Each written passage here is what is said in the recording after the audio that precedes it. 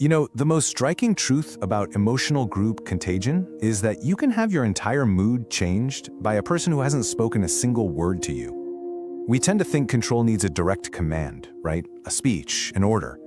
But in these high-pressure dynamics, it's actually your own nervous system that gets used to download someone else's anger or tension.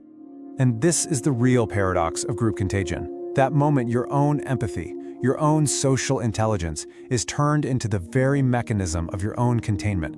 Think about that for a second. The exact tools that make us good, connected human beings, our ability to read a room, to feel for others, they can be flipped and used to build a kind of invisible cage. That's what we're going to dig into today. How our biological wiring for connection can sometimes be hijacked. I mean, you've felt this happen, right? A meeting is going great, a family dinner is light and fun, and then one person walks in, or maybe just shifts their posture, and suddenly, the air gets thick. The laughter just stops. People start choosing their words so carefully, glancing around. That heavy silence is not an accident. It's an incredibly powerful unspoken signal. So today, we're going to decode that signal. We're going to understand the mechanics behind it. Let's get into it. Okay, first up, we need to get a really clear picture of what's happening when a room's vibe just dims. And I want to be clear, this isn't just about feelings, it's about mechanics. We're looking at how a group of perfectly independent individuals can be subtly nudged into acting like a single reactive organism, all responding to a threat that was never even spoken out loud. So this is the crucial point right here. What we usually brush off as just a bad vibe or someone being a little grumpy is often something way more systematic. It's a mechanism. It's the deliberate or sometimes unconscious calibration of a collective nervous system. So we're not just analyzing a feeling, we're analyzing a process, a mechanism that's designed to shift the power dynamic in a room before anyone even says a word. All right, so let's start putting some names to the tools and dynamics at play here. Because, when you can label what's happening, you start to reclaim your power over it. It's like we're finally getting to see the invisible architecture of the emotional room we're all standing in. Well, there's actually a clinical term for this: affective dominance. And this isn't some fringe theory, it's a documented behavioral pattern. You see it all the time in high-stakes environments, like a volatile CEO in a boardroom, or that one moody family member at the head of the dinner table. Suddenly, one person's internal state becomes the weather report for literally everyone else. Is it sunny today? Is it stormy? And everyone else starts to adjust their own behavior, their speech, even their own mood to match. And this leads directly to something called the appeasement reflex. It's that deep gut feeling that if we could just fix that person's mood, that everyone could finally relax and feel safe again. This reflex is what creates the eggshell effect, where people just stop being themselves. They stop joking, they don't bring up tricky subjects. Everyone starts walking on eggshells to avoid cracking that fragile vibe that's been set. And this is where it gets really wild, because it's not just in your head, it's physiological. It's called biological enmeshment. It's the process where our bodies, totally beneath our conscious thought, start to sync up with the dominant person. Studies have shown that heart rates, breathing patterns, even physical muscle tension actually begin to match. You're not just feeling the tension in the room, your body is literally participating in creating it. So this chart here really lays out the whole transformation. On the left, you've got a healthy dynamic. Individual sovereignty. Simple. You own your mood, you act like yourself. The group is a collection of individuals.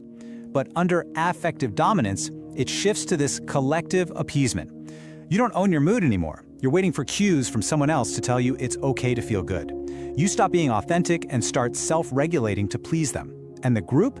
It stops being a collection of people and becomes a single reactive organism. So how does this shift actually happen? It's not random. There's a very clear, repeatable pattern that unfolds time and time again. Let's break down the 3 key steps in this contagion chain that can systematically take apart a room's emotional freedom. It all starts with what we call the affective anchor. The controller doesn't need to yell or complain. They just enter the space with a heavy, unexpressed emotion, a tense jaw, a loud sigh, a pointed silence, and that immediately puts everyone on high alert. Then, step 2, the mimicry chain kicks in. Our mirror neurons start firing, and we begin to unconsciously copy their tense posture, their shallow breathing, and finally, all of this leads to collective appeasement. To resolve that painful social tension, the group starts to self-regulate. People will offer concessions, they'll change the subject, they'll avoid anything that might set off the anchor. It's an incredibly effective sequence. Their unspoken feeling triggers your biological mirroring, which then leads to your compliance. And the end result of this whole chain is a state of what you could call biological groupthink. Because everyone in the room is now mirroring the same tense frequency, the brain's social proof mechanism kicks in. It starts to mistake the shared manufactured emotion for objective reality. It becomes unbelievably difficult to hold on your own perspective and think, wait a minute, I was feeling just fine a second ago. The manufactured mood feels like the only truth there is. So why? Why are our brains so vulnerable to this? Why don't we just ignore the bad mood and carry on with our day? Well, the answer is buried deep in our evolutionary wiring for social survival. In a very real way, our brains are kind of designed to be hijacked like this. The term for it is affective hijacking, and it's a biological reality.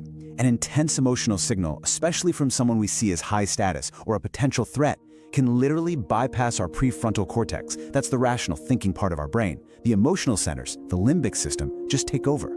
It's a leftover survival skill from a time when quickly tuning into the tribe leader's fear meant the difference between life and death. Your brain flips into survival mode, not logic mode. You can really see the two sides of the coin here.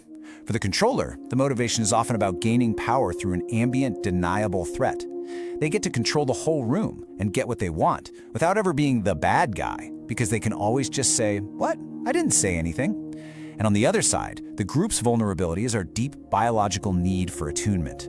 We are wired to want social harmony, and sometimes that need is so strong that it just overrides our own emotional independence.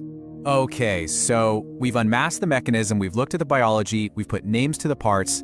Now let's get to the most important section. How do we build awareness and actually defend our own internal state against this kind of takeover? This is the fundamental question you have to start asking yourself. When you feel a sudden wave of anxiety or tension or sadness in a group, you have to learn to pause and ask, is this feeling mine? Or am I just tuning into someone else's broadcast? Recognizing that an emotion can be a borrowed frequency is the absolute first step toward reclaiming your own. So let's build a little toolkit. First, conduct a biological origin audit. It's super simple. Just ask yourself, how did I feel 5 minutes before this person came in? If you were calm and now you're anxious, there's a really good chance you picked up a borrowed feeling. Second, practice individual homeostasis awareness. This just means you consciously take control of your own body. Deepen your breath, unclench your jaw, straighten your posture. By intentionally regulating your own physical state, you interrupt that unconscious mimicry chain before it can ever take hold. And this, right here, is the core reframe. Reclaiming your emotional sovereignty is about giving yourself permission. It means accepting this radical idea that you are allowed to feel good, even when someone else is projecting darkness into a room. You are not obligated to dim your light to match their storm. Your happiness isn't a betrayal of them, it's an affirmation of your own autonomy. You do not have to fix a mood that was designed to control you. So let's bring all this home with the one fundamental principle, the core idea that can interrupt this entire process from the inside out. It's all about taking ownership of your internal world. Just let this one sink in for a moment. You are not a thermometer for someone else's fever. Your job is not to passively reflect the emotional temperature of every single person you meet. Your nervous system is your own. You have the power to set your own temperature, to regulate your own internal weather, no matter what's going on outside. And that's really the ultimate lesson here. Your nervous system is your sovereign property. Your mind is a private territory, and you have every right to defend its borders. Awareness is your primary security system. The moment you realize that someone else's unresolved emotion is trying to colonize your internal world, you've already started to win the battle. Because in the end, it all comes down to this. You get to choose the music that plays inside your own head. Don't let someone else's static become your soundtrack. Know your internal state, protect it, and broadcast it with quiet confidence. Own your own frequency.